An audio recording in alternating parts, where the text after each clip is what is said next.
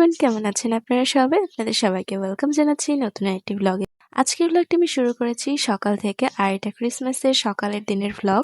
আর সকালবেলা ঘুম থেকে উঠে আমি ক্রিসমাসের যে পশুগুলোকে আনা হয় সেগুলোকে আমি একটু দেখা করি, লাইক শেষবারের মতো তাদেরকে গুড বাই জানানোর জন্য। আর যদিও আমার এই মোমেন্টটা খুবই খারাপ লাগে, তাই আমি নিজের মাইন্ড ডাইভার্ট করতে আমি চলে আসি আমাদের লালু কালুর কাছে। এখানে লালু আর কালু ওরা দুজন একসাথে ছিল। আর এখানে কালু ও এত বেশি দুষ্ট যে অনেক বেশি লাফালাফি করে, যেটা আপনি ইন্ট্রোতে দেখে ফেলেছে। তো এখানে আমি ওকে আদর করে দিচ্ছিলাম। কালু খুবই জেদি টাইপের একটা বাচ্চা গরু। ও এখানে দেখতেই পাচ্ছেন কিরকম জেদির মতো মাথা মানে নিজের দিকে করে রেখে দিয়েছে, মানে ও কোনো মতে আমার কাছে আসবে না, এতটা জেদি। আর ওই পাশে লালু দাঁড়িয়ে ছিল, কিন্তু লালু কিন্তু ভালো, ও কিন্তু আদর নিতে যে নিজের থেকেই সামনে এগিয়ে এসেছে। ও খুবই সুইট একটা মেয়ে। আর এই যে কালু ওর মাকে দেখে ও মাথা সামনের দিকে এগিয়ে দিচ্ছিল। তো এখানে ওদের দুই মা ছেলেকে দেখে আমি এরপর রেডি হয়ে চলে আসি চার্চে। আর এই হচ্ছে আমাদের চার্চ। আমরা অনেক আগেই চলে এসেছিলাম, চার্চ শুরু হওয়ার অনেক আগে। তো এখানে গেটের সামনে কিছুক্ষণ দাঁড়িয়ে থাকতে হয়েছিল আমাদের। এরপর চার্চ শেষ করে আমি চলে আসি এখানে এই জমির মাঝখানে। এই আইল দিয়ে আমি আর আমার হাজবেন্ড হাঁটছিলাম।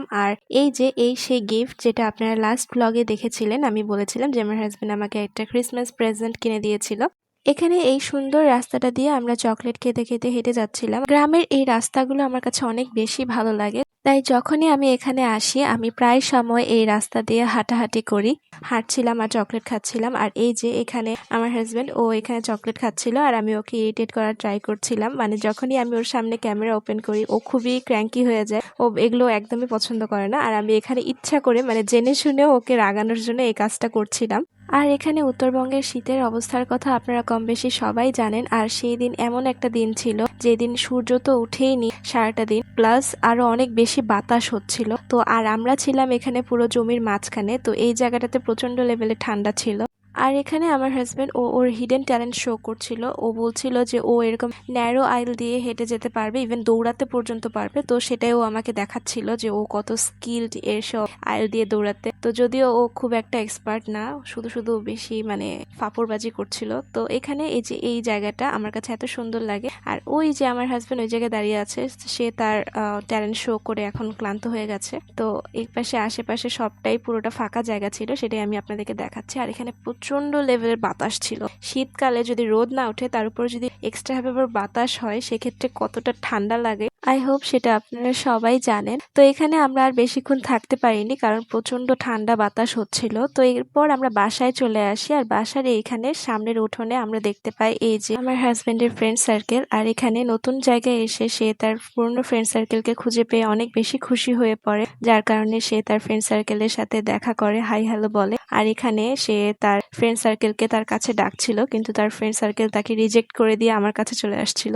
এই যে আপনারা দেখতে পাচ্ছেন। তো সে ব্যর্থ হয়ে যায় তার ফ্রেন্ড সার্কেলকে তার কাছে ডাকতে। তো তার সবগুলো ফ্রেন্ড সার্কেলই তাকে রিজেক্ট করে দেয় এক এক করে। তো এরপর ফ্রেন্ড সার্কেলের কাছ থেকে রিজেক্ট হয়ে সে বাসায় চলে আসে আমার সাথে। আর বাসায় এসে আমরা দেখতে পাই এখানে অলরেডি প্রিপারেশন শুরু হয়ে গেছে, আর মাংস কাটাকাটি হচ্ছিল এখানে এই যে। আর আমার কাছে এরকম মাংস কাটা দেখতে কিন্তু ভালো লাগে।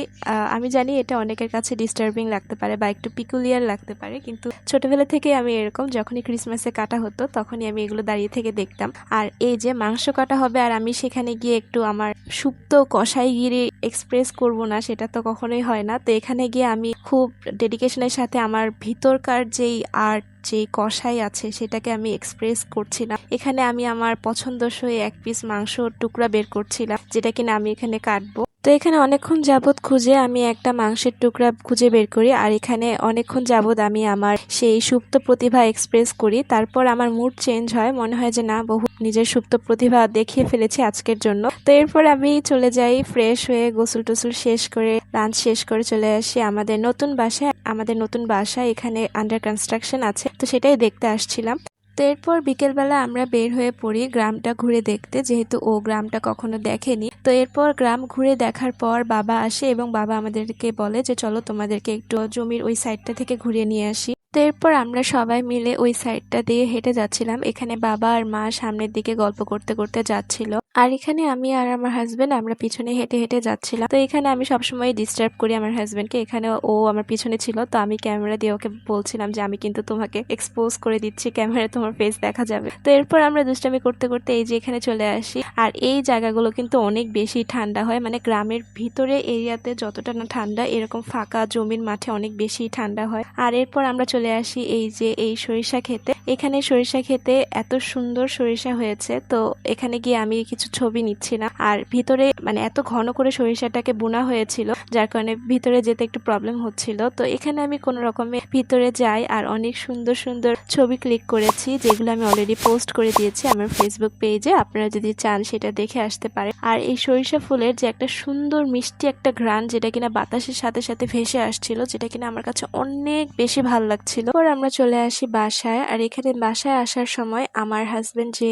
ফার্স্টের দিকে ওর হিডেন ট্যালেন্ট শো করছিল, সেটা যে একটা ফেক হিডেন ট্যালেন্ট ছিল সেটা এক্সপোজ হয়ে যায়। ও এখানে অ্যাজ ইউজুয়াল আইল দিয়ে হেঁটে আসছিল, আর এই যে ও পড়ে যায় আইল থেকে। এখানে প্রুভ হয়ে যায় যে ওর এরকম কোনো হিডেন ট্যালেন্ট নেই, সো ওইটা শুধুমাত্র ওর একটা ফাপড়বাজি ছিল। তো এখানে আমি ওর লেগ পুলিং করতে করতে বাসায় চলে আসি। আর বাসায় এসে আমি দেখতে পাই আমার পিসিমা চলে এসেছে। সে এমন একটা মানুষ যে সে পুরো যে জায়গায় থাকে পুরো জায়গাটা একদম মাতিয়ে রাখতে পারে, এমন ফানি টাইপের কথা বলে। আর আমরা সবাই মিলে আমার পিসির সাথে আমার হাজবেন্ডের কনভারসেশনটা অনেক এনজয় করছিলাম। এখানে সবাই আমরা হাসাহাসি করছিলাম। পর আমরা সবাই রেডি হয়ে যাই, আর রেডি হয়ে আমরা চলে যাই ঘুরতে। তো আমরা কোথায় ঘুরতে গেলাম আর কি কি করলাম সেই বিষয়ে জানতে আমাদের নেক্সট ব্লগের জন্য ওয়েট করবেন। সো এই ছিল আজকের ব্লগ। আশা করছি আপনাদের সকলের ভালো লেগেছে। ভালো লেগে থাকলে চ্যানেলটি সাবস্ক্রাইব করে ফেসবুক পেজে ফলো দিয়ে পাশে থাকবেন।